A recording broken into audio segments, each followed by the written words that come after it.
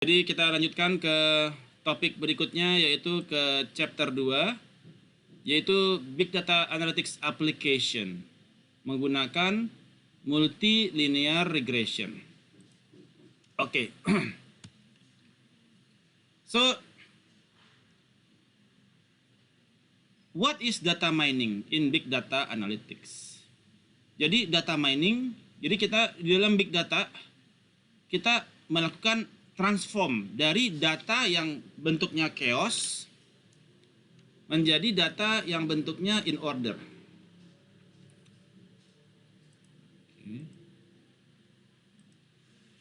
Ya, jadi kita dari data yang chaos ke yang in order, ya. Dimana data mining dia melakukan transformasi terhadap data. Itu disebut dengan namanya ETL, extract, transform,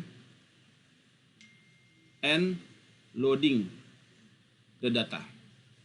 Jadi dari data yang hancur kacau balau kita atur sedemikian rupa jadi dia sehingga mereka menjadi terstruktur. Nah, data mining adalah proses untuk mengekstrak data, ya, previously unknown and potentially useful information from large set of data and transform it into an understandable structure. Jadi dari data yang dia kacau balau kita transform menjadi data yang understandable, dapat dimengerti strukturnya untuk kita gunakan. Data mining menggunakan banyak algoritma matematik, teknik, dan machine learning, serta statistik untuk melakukan segmentasi terhadap data dan mengevaluasi probability terhadap terjadinya future events. Nah, di dalam Big Data Analytics yang tadi kita sudah pelajari, terdapat ada 5 stage, yaitu bagaimana kita business understanding, atau di sini disebut dengan business understanding. Jadi Anda melihat ada suatu research problem di sana. Ada suatu research problem yang Anda lihat terhadap sebuah data, terhadap sebuah kondisi di suatu tempat. Kemudian data understanding. Data apa yang Anda miliki? Setelah itu Anda tahu data yang Anda miliki, identify data yang Anda miliki dan quality issue-nya. Kemudian Anda melakukan data preparation. Get the data ready untuk Anda lakukan modeling, untuk Anda lakukan big data analytics. Kemudian baru kita lakukan modeling menggunakan mathematical techniques untuk mengidentify pattern yang terdapat di dalam data. Kita dalam hal ini adalah ke finance, konsentrasi ke finance. Dan kemudian evaluasinya adalah untuk menemukan apa pattern yang didapatkan. Dan kita mengakses kepada potensial for use. Apa yang bisa kita gunakan dari temuan tersebut kepada potensial use. Dan deployment-nya adalah, implementasinya adalah put your discovery, temuan Anda untuk kehidupan Anda, pekerjaan Anda sehari-hari. Nah, ada step-nya dari step yang termasuk ke dalam Big Data Analytics. Jadi dari mulai data, kemudian kita pre-proses, kita transformasi data, dan kemudian kita lakukan data mining atau modeling untuk kita interpretasikan atau kita evaluasi sehingga timbul knowledge. Ini disebut dengan KDD program, Knowledge Discovery. Ya, KDD yaitu Knowledge Discovery. Knowledge. Dia yang kedua apa ya? Knowledge Discovery. Ya, jadi dari mulai data, proses, data jadi, modeling, interpretasi, evaluasi, dan kita temukan pattern dari data tersebut. Oh, ternyata jalan yang selama ini paling banyak mengalami kerusakan. Oh, ternyata inventory collection period yang harus dijaga supaya dia rendah. Oh, ternyata giro lah yang paling meningkatkan average balance. Itu disebut dengan knowledge discovery process. Nah, ada banyak macam tugas yang akan Anda nikmati selama perkuliahan. Jadi di dalam Big Data Analytics kita fokus kepada model fokus ya. Kita model fokus untuk melakukan clustering analysis, melakukan outlier analysis, melakukan association analysis, classification analysis, dan evaluation analysis. Jadi perkuliahan kita adalah model fokus. Bagaimana Anda menerapkan clustering model untuk rasio keuangan perusahaan, banyak perusahaan, sehingga Anda bisa mendapatkan, oh ternyata rumah sakit A itu dia termasuk yang bagus, tidak bagus, sangat bagus, sangat tidak bagus. Jadi Anda termasuk ke dalam golongan yang mana ini? Itu disebut dengan clustering model, menggunakan data financial ratios. Kemudian association model, market basket. Oh, setelah dia beli produk tabungan, dia beli deposito, dia beli giro. Ada untuk si cluster dari customer. Ya, ada customer yang kelompok A, kelompok B, kelompok C, kelompok D, kelompok E. Yang kelompok A dia polanya kayak begini. Yang kelompok D polanya tabungan, giro, investasi. Kelompok E polanya seperti apa? Yang kelompok E dia deposito dulu, tabungan haji. Kelompok E apa? Nah, dan lain sebagainya. Jadi kita melihat asosiasi dari per masing-masing cluster. Cluster terbentuk dari cluster analysis. Outlier analysis untuk kita melihat apa sih kemungkinan yang quality controlnya yang rusak. Misalkan ketika Anda punya pabrik, apa sih yang paling menentukan kepada barang itu reject? Ternyata proses stampingnya yang bikin reject dan lain sebagainya. Ada outlier analysis. Jadi kita fokus kepada teknik di sini. Kita fokus kepada teknik. Sementara know-how Anda terhadap ilmu keuangan dapat Anda adopsi dari materi yang sudah saya share tadi. Ya, Anda akan saya berikan materi perkuliahan, kemudian Anda pelajari untuk sesuai dengan apa yang menjadi tugas-tugas nanti ya. Nanti ada tugasnya terkait dengan financial ratio. Financial ratio. Jadi Anda pelajari financial ratio di perkuliahan chapter 3 dan 4. Terkait dengan CAPM. Ini ada di investment. Nah, bentar. Jadi jadi perkuliahan kita itu ada mata kuliah keuangan itu ada banyak ya. Ada corporate finance, ada investment. Jadi ada lagi yang namanya investment. Ini adalah yang tadi yang corporate finance ya. Ada lagi yang dia itu investment body. Nah, ada yang terkait dengan mutual fund. Ada yang terkait dengan bagaimana membangun optimal risky portfolio. Bagaimana membangun CAPM model, capital asset pricing model. Bagaimana membangun technical analysis. Bagaimana menentukan harga bonds. Ini semua managing bond portfolio. Ini semua ujung-ujungnya akan kembali kepada big data. Karena terkait dengan data di Yahoo Finance. Ini saya share lagi. Ini nanti harus Anda pelajari juga untuk terkait nanti dengan topik-topik yang akan kita spesifik kepada topik yang akan kita bahas. Oke, itu yang untuk investment. Jadi nanti akan saya bagikan bukunya investment dan corporate finance ya.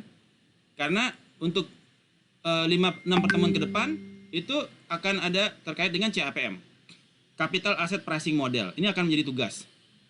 Capital Asset Pricing Model, terus Arbitrage Pricing Theory akan menjadi tugas Big Data, karena ini implementasinya di dalam Big Data. Kemudian bonds price, ini juga akan menjadi tugas untuk menentukan credit ratings. Udah 3 itu tugasnya. Jadi semua mengacu kepada ilmu keuangan. Ya. Ada investment dan corporate finance. Jadi ada 2 playlist yang saya share ke Anda terkait investment dan corporate finance. Oke. Nah, jadi kita di dalam perkuliahan ini akan fokus kepada teknik melakukan big data analytics. Sementara pemahaman Anda adopsi dari perkuliahan yang saya berikan tadi. Nah, tools yang akan kita gunakan di dalam perkuliahan ada banyak pilihan. Anda mau pilih yang mana? Pertama, Oracle Data Miner, ini tidak mungkin, berbayar, mahal. Kemudian SAS, ini bisa. Clementine, bisa. Intelligence Miner, ini tidak ada. Rapid Miner bisa. SQL bisa. Ada lagi yang ketiga adalah Python dan R. Oke, kalau Python dan R ini dia coding. Apakah ada yang bisa coding Python dan R? Pak Arif? Enggak, Pak. Nggak bisa. Jadi kita kalau gitu menggunakan SAS juga coding. Artinya kita drop. Pak Marwan bisa coding?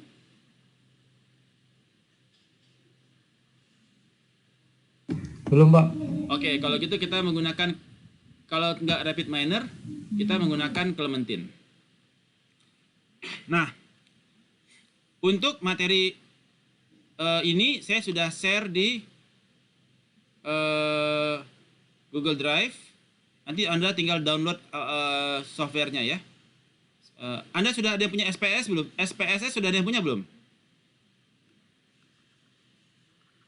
Ada yang punya SPSS? Sudah, Pak. Siapa yang punya? Saya, Pak. Pak Dono ada ya? Jadi Ada, Pak. bisa menggunakan SPSS, bisa menggunakan Clementine, bisa menggunakan Rapid Miner. Ada 3 pilihan. Nah, kalau ke SPSS Anda tinggal beli di Tokopedia, ada tuh. Atau 50.000. Atau di Clementine di manapun ada tuh. Ya. Diberikan. Kemudian kalau yang software yang saya share, rasa-rasanya saya sudah share deh.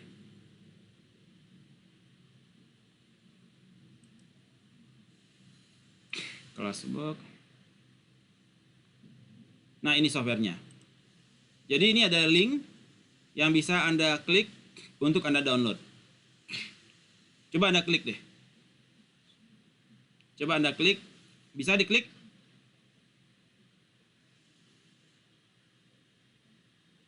Muncul Pak Arif?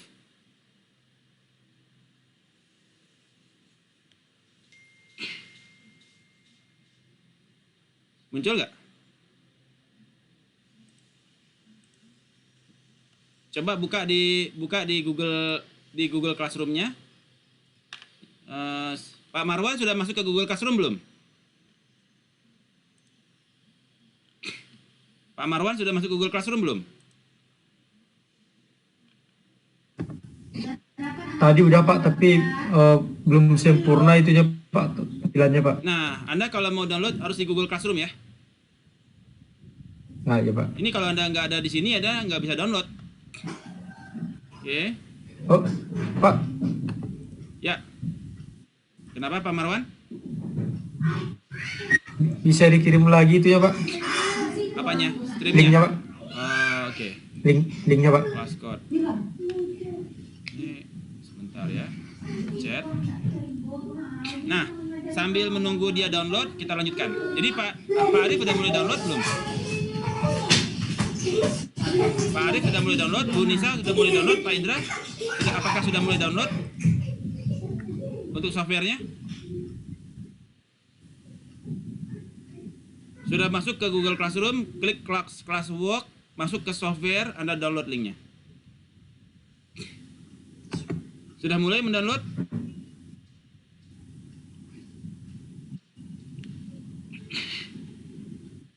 Pak Nono sudah bisa di-download? Sudah, Pak. Pak Indra sudah mulai bisa di-download?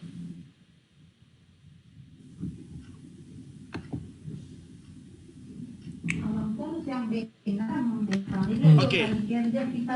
Sambil di-download ya, kita lanjutkan. Mati naponya dulu nih. Pak Arif sudah bisa koneksi ke datanya? Akun downloadnya nggak ketemu, Pak. Kok akun Pak sudah masuk cuman nggak sudah masuk linknya Pak cuman posisi itu download. Oh, posisi downloadnya? Bentar ya.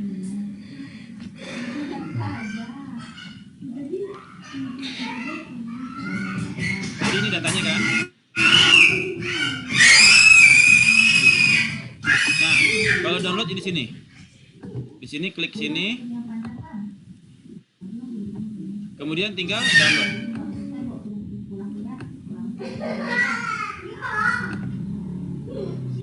Sudah? Pak Arif? Dicoba Pak. Pak Marwan? Pak Nono? Pak Indra? Suseno?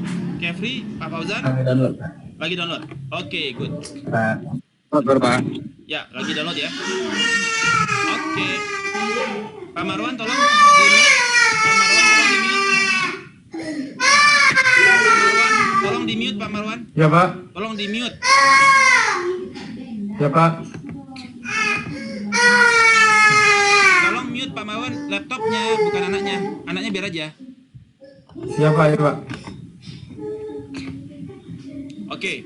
Jadi kita ada alternatif yaitu Pak Marwan tolong di-mute. Suaranya silent. Diklik silentnya di lambang mute. Ya Pak, ya Pak. Belum Pak, belum diklik Pak. Pak Marwan, oh, udah. Jadi Python, R dan SPSS, kalau ada SPSS silakan. Kalau Clementine ada RapidMiner tinggal di-download. Ya, rapidminer.com, data mining tools, try RapidMiner. Oke. Jadi sementara di-download, nanti setelah itu kita install ya sama-sama. Kemudian berikutnya adalah aplikasi dari Big Data in Finance. Banyak sekali aplikasinya. Bagaimana kita membangun customer service, customer segmentation.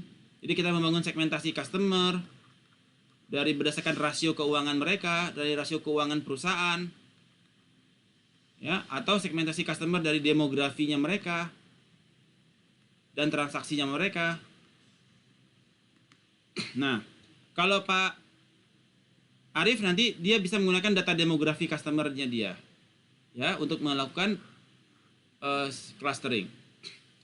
Kemudian credit risk assignment menggunakan credit rating. Nah, itu nanti di bonds rating ya. Nanti tinggal kita bisa bikin, tapi ilmunya mengacu kepada bond rating.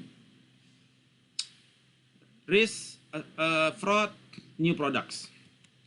Nah, big data application in finance antara lain adalah customer segmentation analysis, ya.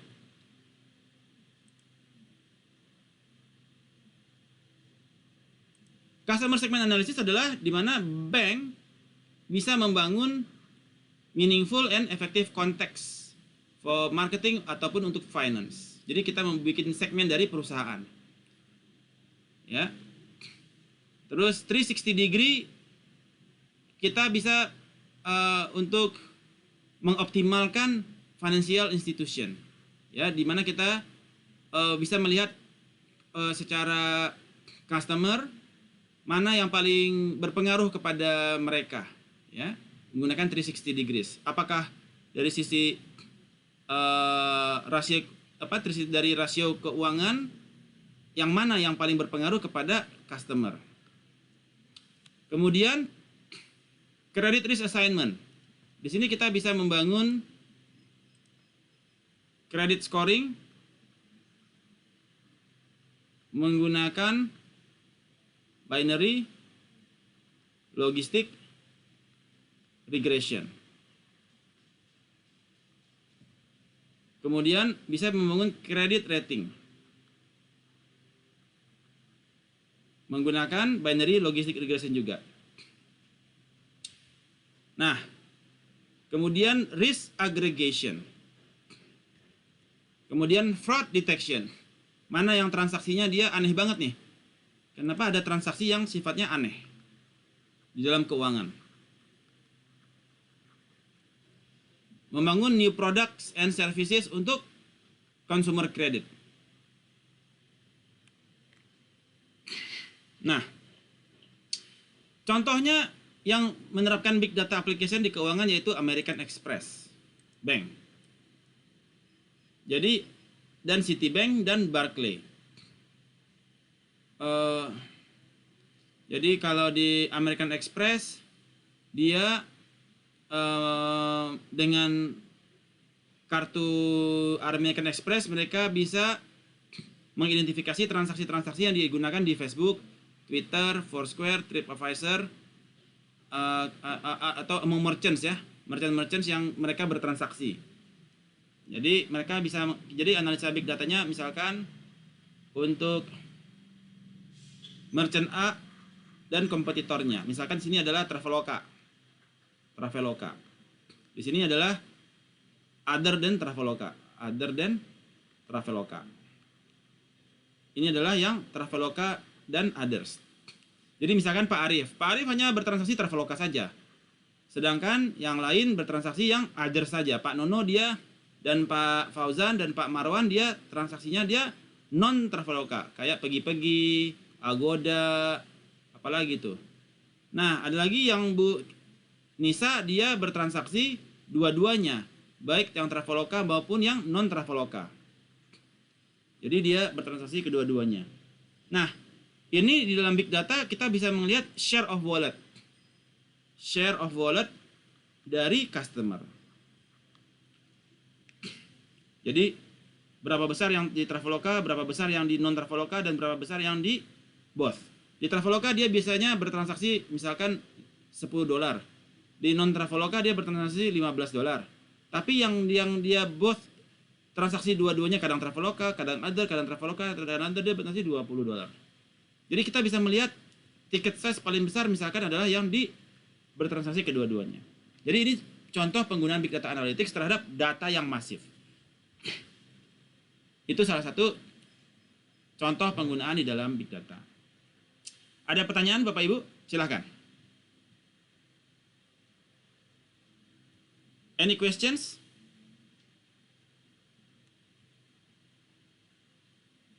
Pak Fauzan? So far so good? Kapish? Belum toh. Oke. Bu Nisa ada yang ditanyakan? Sementara ada yang ragu-ragu? Silakan ditanyakan. Bu Nisa? Halo? Suaranya nggak kedengeran Bu Nisa? Nggak kedengeran suaranya Bu Nisa? Apa yang ingin ditanyakan? Nggak ada suaranya Bu Nisa? Lagi error ya? Nggak ada suaranya? Nggak kedengeran? Ah, itu suara kedengeran kecil. Oh iya. Kecil sekali suaranya. Pakai mic kah? Anda pakai mic kah? Iya Pak. Oh, oke. Tapi kok suaranya kecil ya? Mungkin kurang cucuk. Cucuknya kurang masuk. Coba tes. Silakan, apa yang ditanyakan Bu Nisa? Apa yang ditanyakan Bu Nisa? Oke, kalau nggak tahu, yang ditanyakan saya yang bertanya.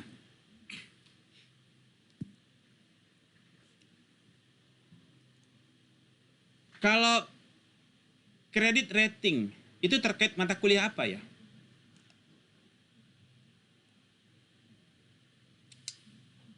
Credit rating itu oke.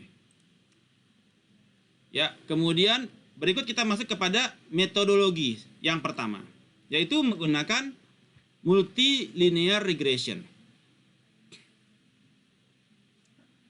Oke.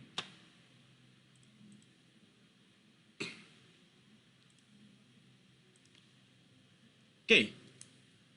Multilinear regression adalah metode yang digunakan untuk memodelkan linear relationship antara dependent variable dan independent variable. Jadi ada yang disebut dengan dependent dan independent.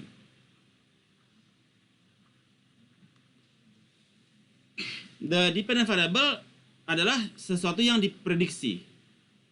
Ya, ini adalah sesuatu yang diprediksi. Sementara independent variable adalah prediktor yang memprediksi. Ya. Independen adalah prediktor yang memprediksi. Bentuk modelnya adalah seperti ini. Y sama dengan konstanta ditambah koefisien dari nilai independen 1 ditambah koefisien dikali independen 2 sampai dengan seterusnya. Ini disebut dengan model yang terbentuk. Ya. Regression adalah sebuah cara untuk memprediksi terhadap value dari dependent variable dari value dari prediktor variable atau independent variable. Ya. Di mana model yang digunakan dia linear atau garis lurus. Bisa lurus, bisa gini gitu ya. Kalau seperti ini dia berbanding lurus. Apabila nilai X ini nilai Y, semakin tinggi nilai X maka semakin tinggi nilai Y. Ini dia berbanding lurus. Tapi bisa juga dia berbanding terbalik. Semakin tinggi nilai X, semakin rendah nilai Y. Ini disebut dengan berbanding terbalik. Ini dia berbanding lurus. Therefore, we describe the relationship using equation menggunakan straight line. Ya. Cita-cita dari regression analysis untuk melihat berapakah nilai dependennya dia based on the value dari independent. Jadi misalkan Y sama dengan seperti ini.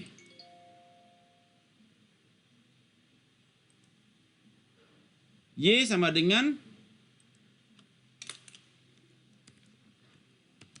1,16 ditambah 0. 1 dibagi sih. 1,16 tambah 0,007 dari nilai jalan ditambah dikurang 0,2 dikalikan nilai bangunan ditambah 0,002 dari nilai air. Jadi berapakah nilai Y? Ya. Jadi itu untuk mengukur persamaan modelnya untuk mengukur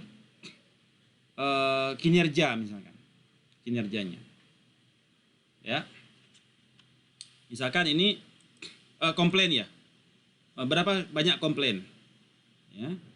Jadi kita untuk melihat model untuk menentukan berapakah komplain dari si vendor tersebut. Apabila dia kinerjanya dia seperti ini, ya.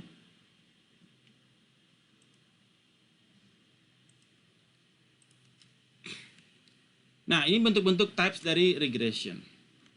Ada yang dia bentuknya linear regression. Ada yang negatif, ini yang positif berbanding lurus. Ada yang negatif berbanding terbalik. Ada yang dia not linear, agak melingkar. Dan ada juga yang no relationship. Dia membentuk garis datar, artinya no relationship. Inilah types dari regression model.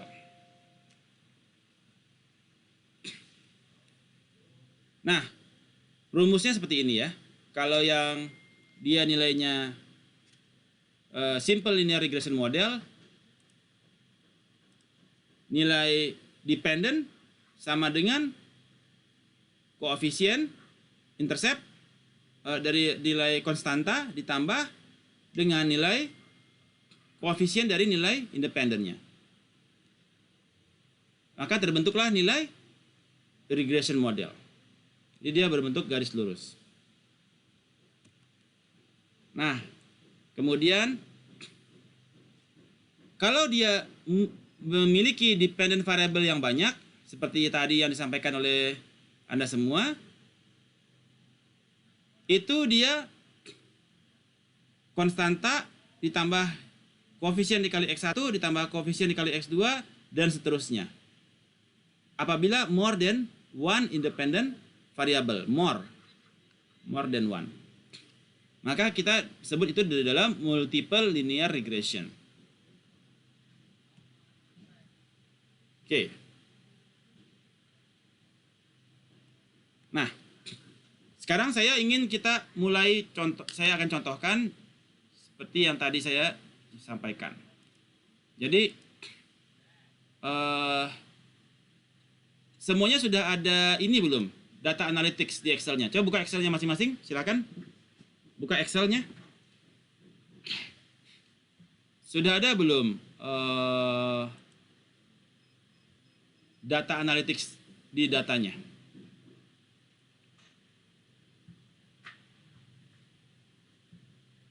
Pak Arif sudah ada data analytics di tabel data, bukan tabel, di button yang data analytics-nya sudah muncul belum? Sudah Pak. Sudah. Pak Nono? Pak sedang dibuka Pak. Pak Indra Suseno?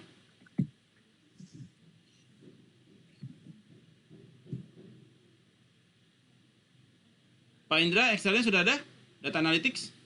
Yang ini? Saya sudah Pak. Sudah, oke. Pak Indra Suseno? Belum, Pak. Belum. Oke.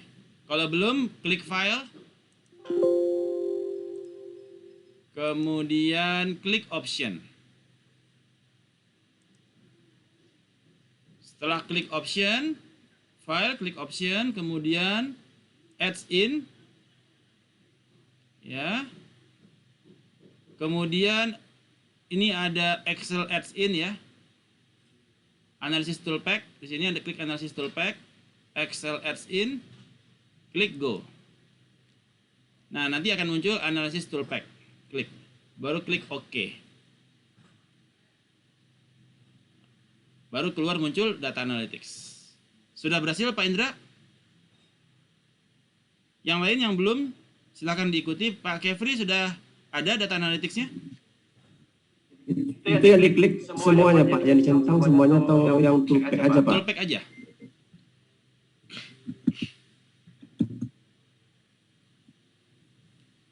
Pak Fauzan, sudah ada data analitiknya? Belum Pak, nggak kedengaran, suaranya mute. Pak Fauzan? Halo? Ya Pak. Sudah ada data analitiknya? Belum Pak, bentar Pak. Pak Kefri, sudah muncul? Rasanya sudah Pak kemarin itu, coba saya cek dulu Pak, lagi loading Pak. Marwan, sudah muncul? Pak Marwan? Udah dicentang tapi kok enggak di mana ya enggak? Tinggal klik kelihatan, OK Pak. aja Pak, OK. Udah klik OK belum? Udah Pak. Ya udah. Pak Marwan sudah dapat? Pak Marwan? Hadir? Pak Marwan, tolong wujud. Ya Pak hadir Pak. Tolong Ya Pak, jaringan di tempat saya agak bermasalah Pak. Hilang-hilang timbul Pak. Sudah muncul belum data analisisnya? Belum Pak. Ya, Hilang- sudah tahu caranya belum? Belum lagi Pak. Coba share screen. Coba share screen. Anda saya stop share, Anda coba share screen coba deh. Oke. Pak Kefri sudah berhasil?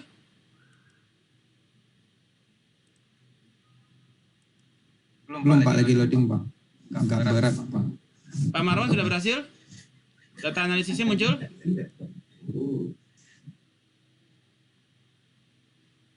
Klik file, option,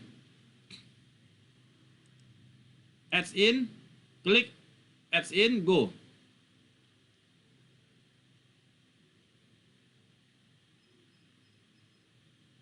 Nisa sudah berhasil?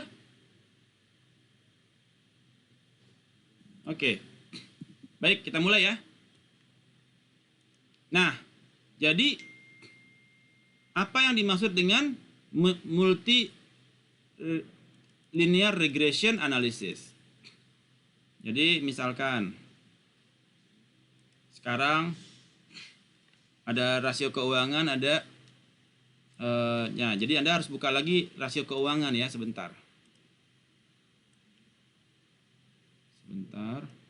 Jadi di sini kita bicara lagi rasio keuangan, financial ratios. Oke, rasios keuangan. Saya buka PowerPoint-nya dulu. Corporate Finance, ROS, PP, chapter 4.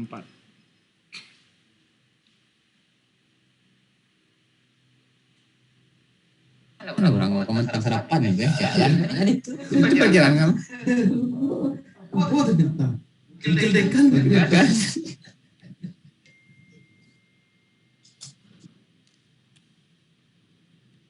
Oke.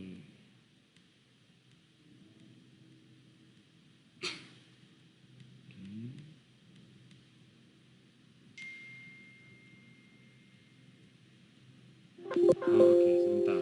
Ini bukan. Ini chapter 4, chapter 5 berarti.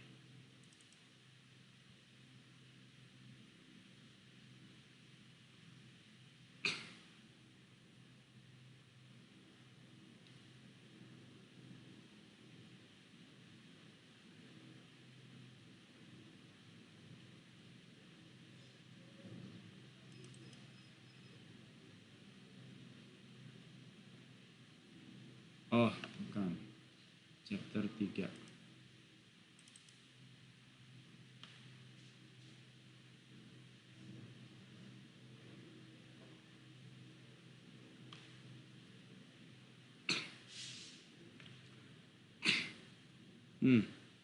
Oke. Jadi ada, nah, di dalam laporan keuangan itu ada financial ratios. Bentar ya. Financial ratiosnya. Oh, ini dia. Nah, Anda nanti harus pelajari lagi rasio analisis. Ada apa saja sih financial ratio? Ada short term, long term, profitability. Nah, kalau current ratio ada current asset dibagi, ada di current ratio. Kemudian inventory ratio dan macam-macam ya rasio ya. Rasio keuangan. Oke. Nah, jadi Anda ada diminta untuk contohnya di dalam multi regression ada banyak sekali rasio keuangan, yaitu ada debt to equity ratio, inventory turnover ratio, collection period ratio, kemudian quick ratio, kemudian misalkan ini dulu lah. Ini ada company 1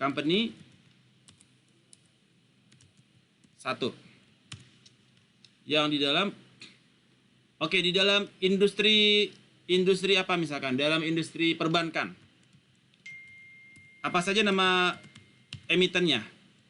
BMRI, BBRI, BBNI, BBTN, BBCA. Banyak ya.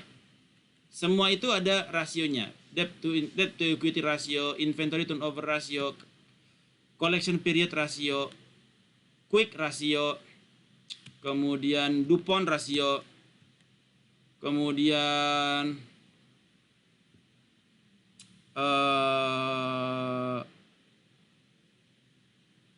asset to equity debt to equity rasio. Nah, kemudian cash flow-nya dia mengalami peningkatan atau penurunan, ya kan? Ada BBNI, BBCA, BBTN, ada lagi kemudian ini adalah debt rasio-rasionya, run between 20 sampai 120 dibagi dengan 100. Ini adalah rasionya masing-masing. Ini adalah cash flow-nya dia. Cash flow-nya dia biasa saja dia naik atau turun kan? Dan between minus 50 lagi COVID sampai dengan 100%, 50 doang naiknya. Dibagi dengan 100. Ini adalah ada company yang turun, ada company yang naik. Ya. Ini tugas Anda ya. Tugas untuk minggu depan loh. Jadi kemudian pertanyaannya adalah buatlah model ya terhadap peningkatan atau penurunan cash flow. Ini soalnya. Jadi nanti saya akan bagi kelompok industri kepada Anda. Apakah Anda kebagian perbankan? Apakah Anda kebagian industri telekomunikasi? Apakah Anda kebagian industri apapun? Di masing-masing industri akan terdapat banyak emiten. Ya. Anda tentukan emitennya apa saja di industri tersebut, Anda temukan rasio keuangannya. Nanti saya akan tuliskan rasio keuangan apa saja yang harus Anda cari. Dan berapakah kenaikan atau penurunan dari cash flow-nya. Nah, cash flow ada di Yahoo Finance tadi kan? Di Yahoo Finance dia naik berapa persen. Saya bukan mengatakan jumlah cash flow ya. Tapi kenaikan atau penurunan cash flow dari tahun 2019 ke 2020. Oke. Nah, caranya gampang. Data analisis, regression. Kita temukan cash flow-nya dia naik atau turun. Kemudian inputnya adalah di rasionya masing-masing sebagai independent variable. Cash flow sebagai dependent variable. Sesuatu yang pengen kita predikkan. Apabila laporan keuangan Anda rasio seperti ini, maka cash flow Anda akan turun. Apabila rasio keuangan Anda seperti ini, maka cash flow Anda akan naik. Begitu cita-citanya. Sini disebutkan di sini untuk hasilnya. Nah, inilah hasilnya. Di dalam untuk melihat signifikansi atau tidak dari sebuah data ini, maka kita berdasarkan p-value apabila dia di bawah 0,05 dan T statistik di atas 1,96. Apabila dia memenuhi kaidah ini, maka dia dinyatakan signifikan. Di sini datanya nggak muncul karena datanya masih dummy ya. Apa sih nggak teratur. Nah, kalau ini ternyata dia benar, data ini bahwasanya dia ini signifikan, misalkan ini adalah 0,003. Sorry. Run between 0,02 sampai 0,03. 0,02 0,04. Nah, ini di loh, rumusnya salah nih. Oh, ya. Sama dengan 10 ini adalah 2 sama 5 dibagi 100. Misalkan gini. Ini adalah run between 2 sampai dengan 3. Aduh.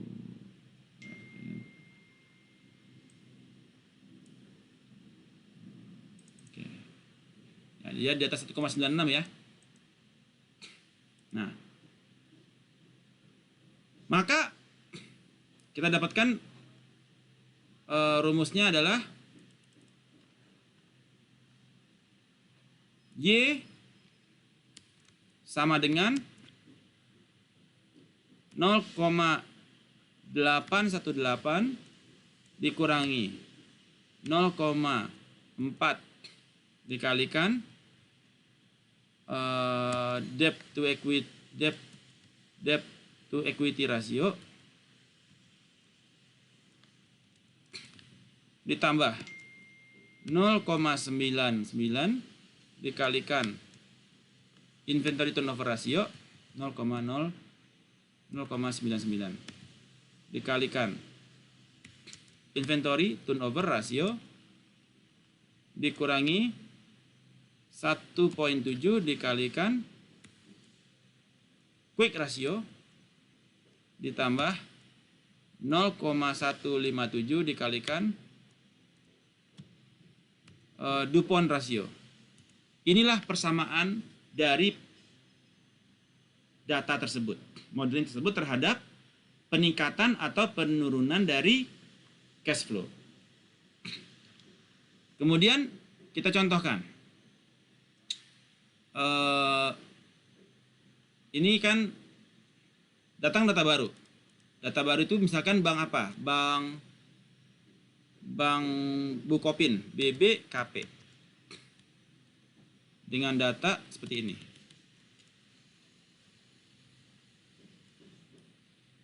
Berapakah peningkatan atau penurunan cash flow?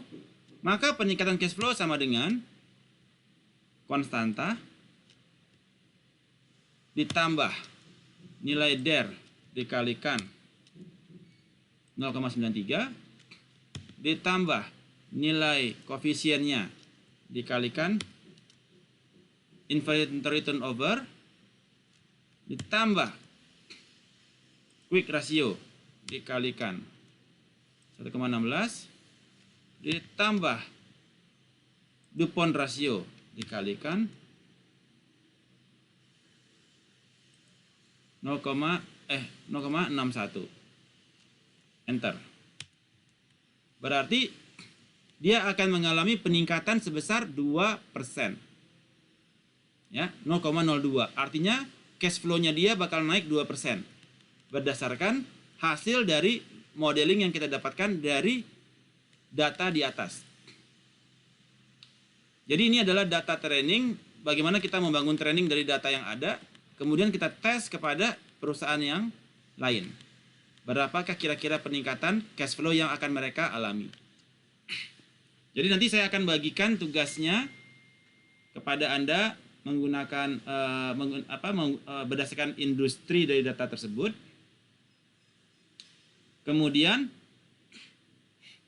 Anda bangun penelitian ini, kemudian Anda bangun business understanding-nya seperti apa. Jadi Anda lihat dari sini nanti.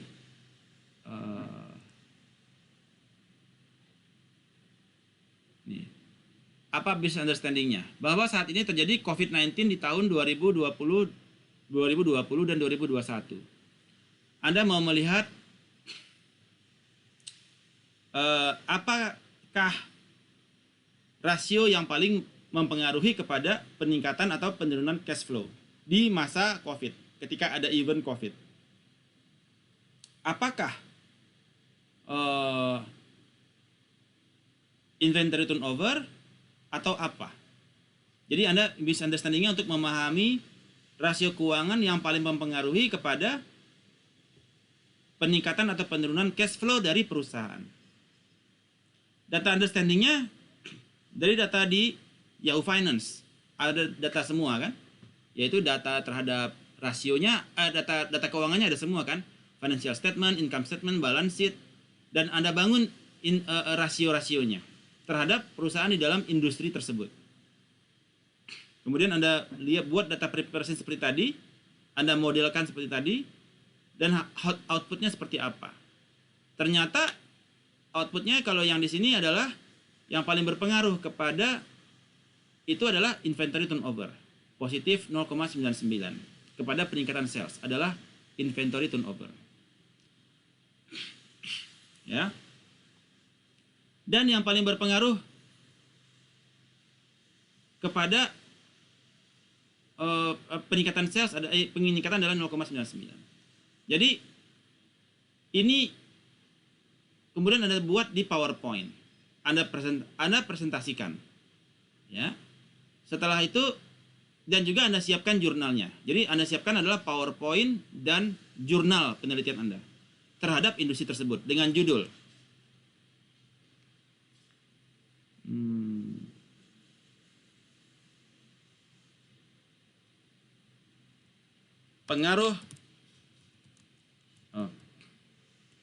pengaruh rasio finansial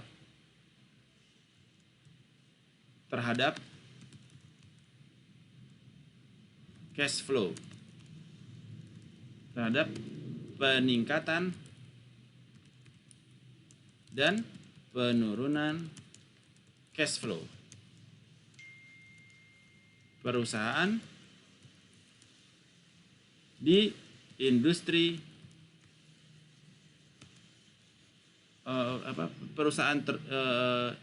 perusahaan yang sudah listed di bursa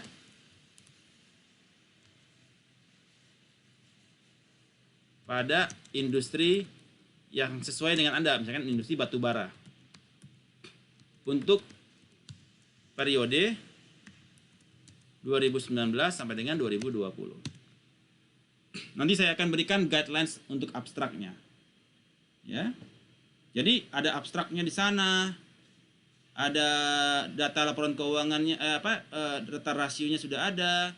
Apa konklusinya? Ternyata inventory turnover memberikan pengaruh paling besar kepada peningkatan sales. Ya. Dan quick 1 2. Oke. Sama dengan run between 20 sampai 120 dibagi 100 untuk rasio keuangan.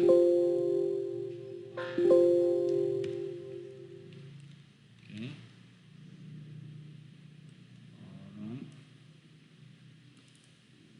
Kemudian ini naik turunnya cash flow. And between naik turunnya minus 50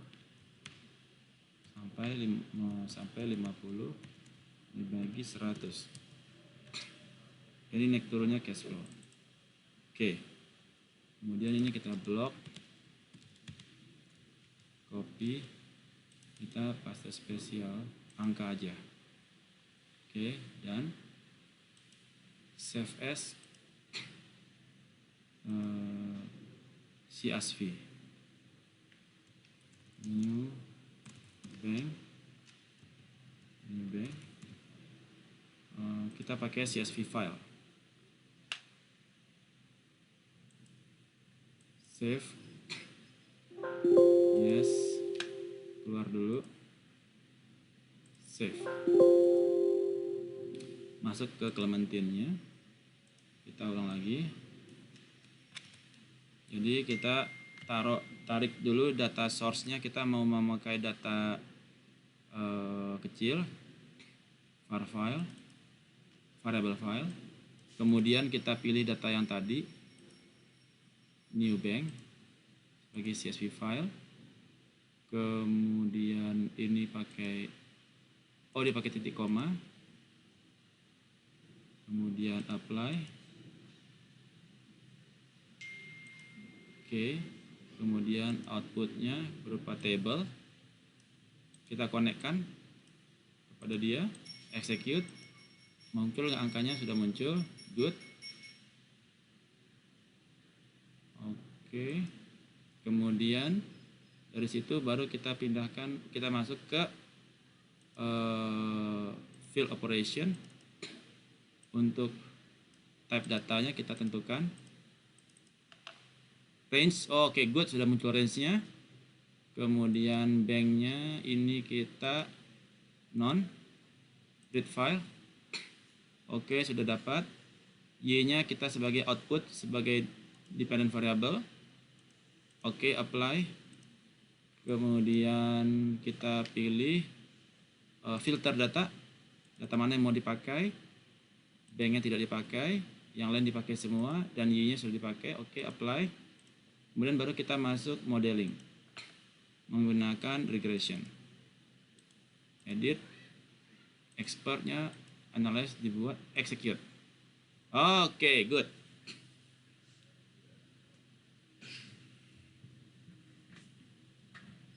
Nah, kita lihat hasilnya.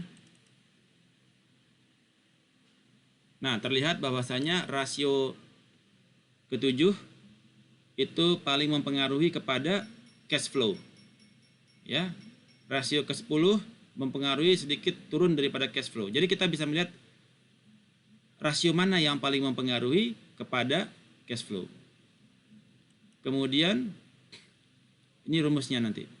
Konstanta plus X1 dikalikan koefisiennya. Ya. Advance-nya adalah ini. Kita melihat dari sisi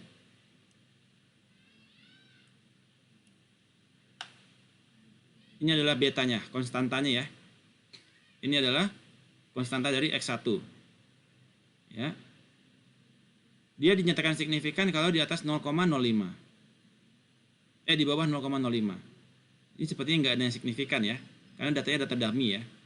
Nah, dari sini kita dapatkan persamaan terhadap Y. Y sama dengan 30,79 ditambah dikurang 0,126 dikali nilai konstan rasio X1 dikurang 0,402 dikalikan rasio X10 dan seterusnya. Jadi inilah hasil output dari penelitian Anda. Kemudian baru Anda terjemahkan ke sini. Jadi ini saya copy. Snipping.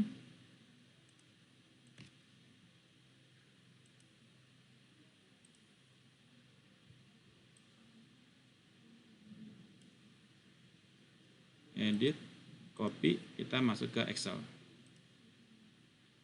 Ya.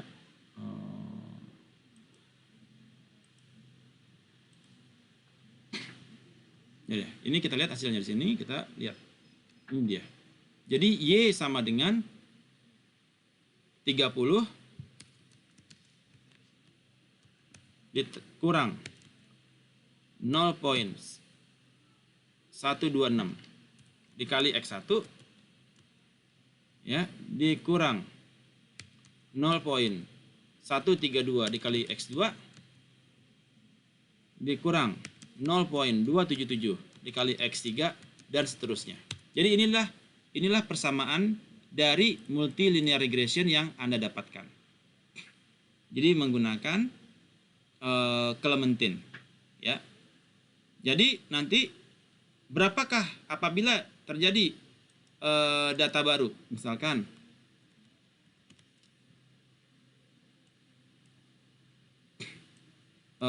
data baru di sini misalkan seperti ini. Berapakah nilai Y? Nah, ini yang ditanyakan. Ya. Ini berapa? Ini berapa? Nah, jadi tugas Anda untuk minggu depan adalah bisa menggunakan. Jadi kalau Anda belum bisa menggunakan Clementine, Anda bisa menggunakan SPSS, ya, atau bisa menggunakan Excel ini. Untuk Anda bisa mendapatkan model untuk berapakah peningkatan cash flow atau penurunan cash flow perusahaan. Kebayang nggak Bapak Ibu? Ada yang ingin ditanyakan nggak? Silakan. Ini tugas Anda loh. Anda berpikir untuk Anda kerjakan ya. Jadi Anda berpikir secara global. Kira-kira ada masalah nggak? Di mana kira-kira masalah Anda? Silakan. Izin bertanya Pak. Silakan, Pak Indra. Untuk soal ini kan ada penyelesaian kita bisa menggunakan Excel sama SPSS Implementing Pak. Yes, bisa. Dua-duanya bisa. Cuma sepertinya kan untuk penyelesaiannya itu lebih cepat dengan SPSS Implementing ini Pak ya. Betul, karena dia kolomnya dia bisa lebih dari 1000 Pak. Dan Ya kalau bisa, jujur saya belum paham juga nih Pak tentang SPSS Implementing ini, kalau ada tutorialnya gitu. nanti saya taruh di ini ya. Saya taruh di Google Classroom. Terima kasih Pak. Oke. Jadi kalau Anda nggak bisa pakai Clementine, nanti mungkin Anda bisa ke kampus ketemu Angga untuk bisa bantu kasih arahan untuk ngedownload Clementine di laptop Anda. Atau kalau nggak pakai SPSS statistik. Bisa juga. Jadi SPSS statistik juga bisa Anda gunakan di sini. Jadi kayak Pak Nono kalau mau pakai SPSS statistik silakan. Itu untuk multiple regression analysis. Untuk finance ya. Jadi kita menggunakan data rasio keuangan. Untuk mengetahui India cash flow-nya bakal naik atau bakal turun. Nah, data cash flow-nya itu ada di Yahoo Finance. Masih ingat tadi data cash flow di mana letaknya? Bapak Ibu masih ingat? Di mana letaknya datanya itu? Ada di sini.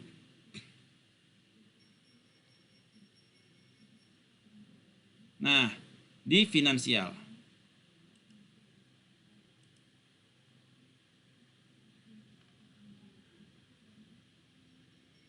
Jadi di finansial itu ada data laporan keuangan kan, cash flow kan? Ini yang cash flow mana nih? Ini cash flow. Cash flow analysis. Jadi free cash flow-nya dia berapa? Oh, 4,8 dari tahun 2019 ke 2020. Dari 6 ke 12, artinya terjadi peningkatan cash flow kan? Peningkatan hampir 100% yang rokok orang. Ya, peningkatan cash flow. Bagaimana dengan Sampurna? Bagaimana dengan British American Tobacco? Bagaimana dengan perusahaan-perusahaan yang lain di dalam industri rokok? Jadi Anda membangun model terhadap Y, yaitu dependent variable, yaitu peningkatan atau penurunan cash flow dari perusahaan industri rokok. Jadi itu yang tugas Anda untuk minggu depan sudah berupa PowerPoint dan sudah berupa jurnal. Kebayang Bapak Ibu apa yang harus Anda kerjakan? Tanyakan apa yang Anda bingung, silakan. Dan kemudian untuk rasionya bisa Anda gunakan dari income statement-nya dan balance sheet-nya. Jadi kalau misalkan Anda mau menghitung debt to equity ratio, Anda lihat dari balance sheet. Berapa nilai debt-nya dia, hutang. Debt to equity ratio. Berapa nilai hutangnya, total debt dibagi total equity. Ya. Total debt dibagi debt to equity. Total equity. Nah, tinggal dibagi nih. 6185 dibagi total equity 58. Berapa debt-nya dia dibandingkan equity. Ya. Atau inventory turnover ada di income statement. Berapa nilai nilai inventory-nya dia itu ada di balance sheet. Ya, balance sheet ada inventory. Oke. Di balance sheet ada di aset. Inventory.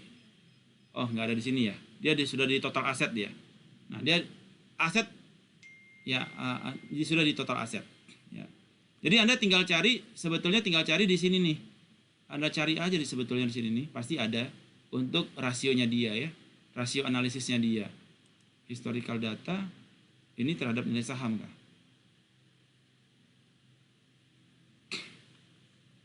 Ya, ini nilai saham.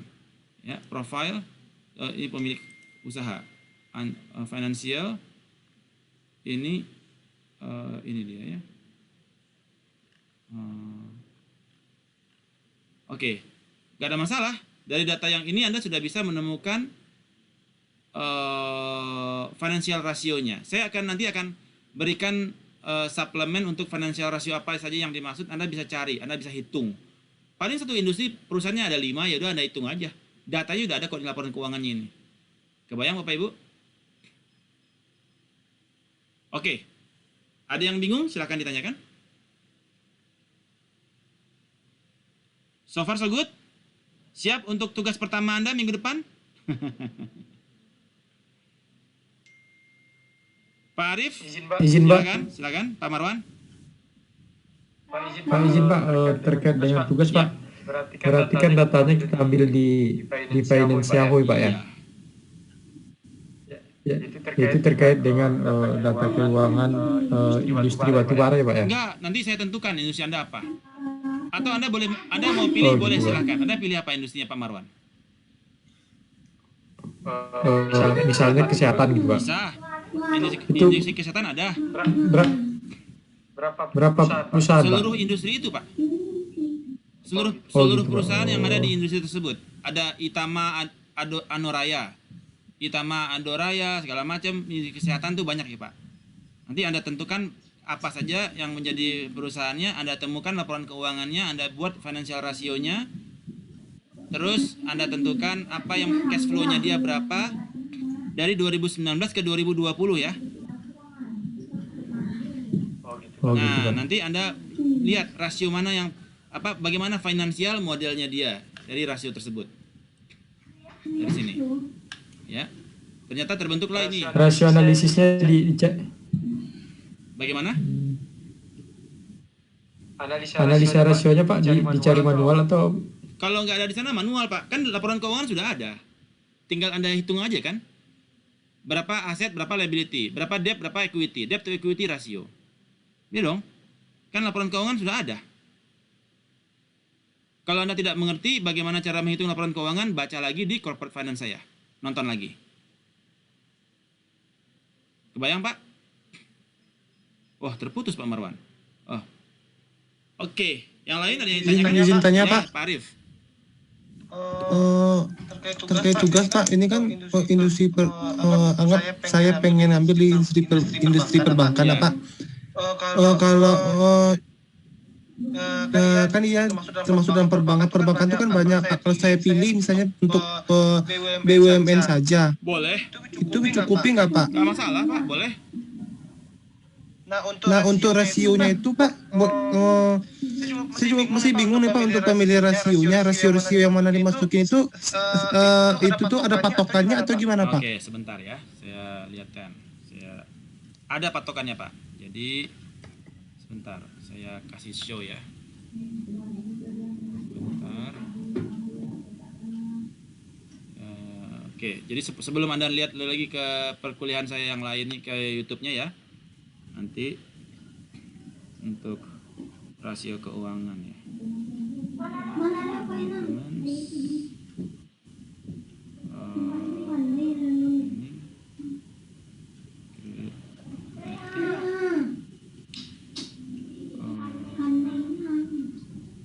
Sebentar. Di sini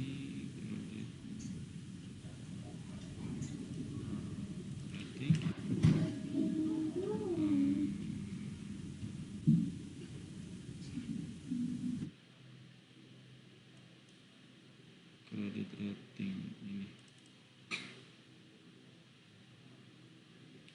Sebentar.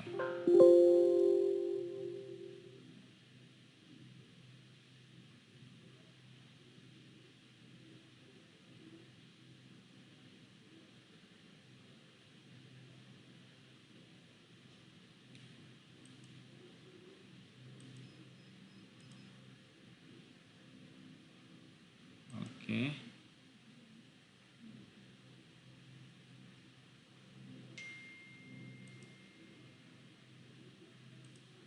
Ini Pak.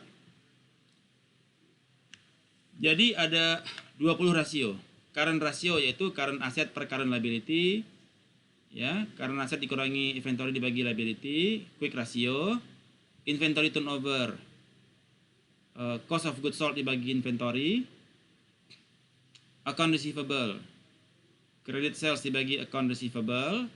Nah, ini seterusnya. Jadi saya terangkan ya sebentar supaya enak.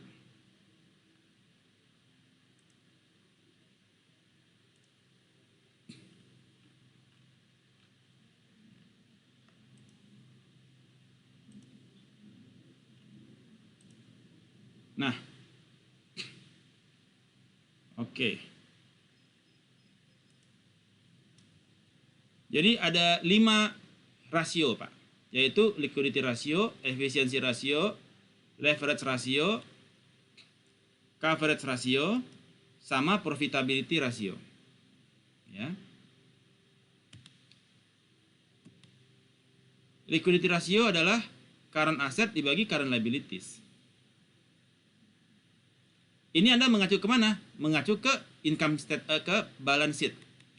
Jadi di balance sheet ada di balance sheet. Ini kan balance sheet nih. Ya. Ada di tahun 2019, tahun 2020.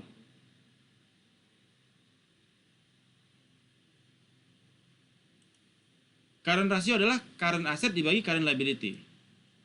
Current asset adalah 1290, current liability adalah 540. Jadi 1290 dibagi dengan 540 di laporan keuangan. Ya. Maka kita dapatkan 1290 dibagi 540 sama dengan 2,39. Ini adalah rasio current ratio kita. Quick ratio adalah current asset dikurangi inventories dibagi dengan current liabilities. Yaitu 0,84. Dari current asset dikurangi inventory. Jadi kita lihat dari sini. Current asset 12890 dikurangi inventory.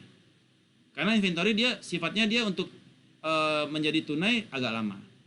Jadi dikurangin baru dibagi dengan current liabilities. 540. Maka didapatkan 1290 dikurangi 836 dibagi dengan 540 sama dengan 0,84. Ini quick ratio. Kemudian inventory turnover adalah cost of goods sold dibagi dengan inventory. Jadi kita bisa lihat di cost of goods sold di account income statement. Cost of goods sold 3250 dibagi dengan inventory.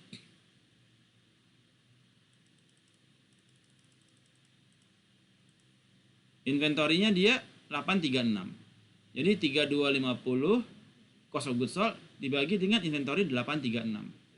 Maka didapatkan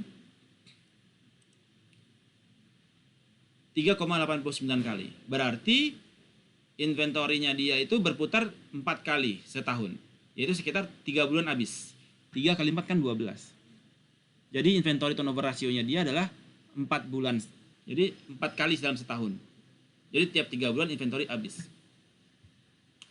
Selanjutnya account receivable turnover. Nah, ini terus saja, Pak. Jadi nanti saya berikan ininya ya. Data PowerPoint ini saya akan berikan kepada Anda semua. Jadi untuk dapat mengukur financial ratio analysis, ya, summary of financial ratio, ada current ratio, quick ratio, inventory turnover, ya, dan seterusnya. Ini Anda nonton lagi nanti di videonya. Itu di financial statement analysis. Nanti saya share financial statement analysis untuk Anda nonton ya. Perkuliahan financial statement analysis. Karena topik kita adalah big data analysis. Jadi kita fokus kepada modeling big datanya. Sementara ilmu keilmuan dari sininya nanti Anda pelajari sendiri. Ya, kalau enggak kita jadi kuliah kita jadi perkuliahan corporate finance, manajemen keuangan, menjadi perkuliahan investasi karena fokusnya kita kepada big data dan data science-nya. Kebayang Pak Arif? Ya Pak, kebayang. Berarti kalau semua ada 12 rasio akan dipakai nanti ya Pak ya. 2, 3, 4, 5, 6, 7, 8, 9, 10, 11, 12, 13, 14, 15, 16, 17, 18, 19, 20, 21. 20 digenapin. Ya. Jadi Anda hitung satu-satu rasionya dia di tahun 2020. Di tahun 2020 rasionya, kemudian cash flow-nya Satu tahun aja, Pak. saja. Kemudian cash flow-nya hanya dari 2019 ke 2020. Dia naik atau turun. Ini adalah cash flow-nya kan? Dia ini cash flow-nya, naik atau turun. Ini adalah current ratio. Current ratio. Terus quick ratio. Debt to equity ratio. Ya. Inventory turnover ratio. Collection period ratio. Dan seterusnya rasio-rasionya. Jadi yang ini cukup 1 tahun saja di tahun 2020. Yang ini 2019 ke 2020. Dari tahun terakhir ya. Kebayang Pak Arif? Semuanya? Kebayang, Pak. Ya, yang lain ada yang bingung?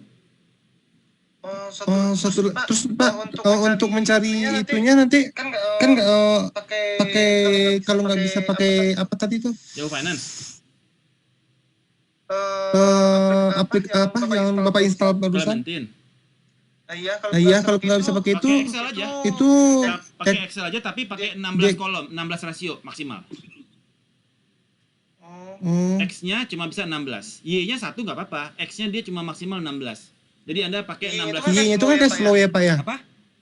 Y-nya itu kan cash flow ya, Iya. Pak? Y-nya cash flow. Oh ya, satu lagi saya lupa. Bahwasanya kalau dia tidak signifikan, maka di drop ya. Kalau Anda pakai ini, ternyata ini tidak signifikan nih misalkan. Kan tidak ada yang di atas di bawah 0,05 kan ininya kan? Nah, kalau dia tidak signifikan di drop, maka Anda lakukan regresi yang kedua. Regresi yang kedua hanya dengan yang signifikan saja. Kebayang nggak maksud saya? Kebayang nggak maksud saya? Jadi kalau di regresi yang pertama dia tidak signifikan, Anda drop. Jadi Anda pakai rasio yang signifikan saja. Jadi ada 2 kali regresi. Regresi yang pertama adalah untuk regresi yang pertama Anda akan lihat mana yang signifikan atau tidak. Di sini tidak ada yang signifikan kan data dummy. Anggap signifikan ada 2. Yang ini tidak signifikan. Di mana signifikansinya tidak di bawah 0,05 dan T-nya tidak di atas 1,96. Maka Anda 2 ini Anda regresi ulang dengan Y-nya. Jadi 1 Y, 2 yang signifikan. Untuk mendapatkan model terakhir. Kalau dia tidak signifikan tidak boleh dimasukkan di dalam model.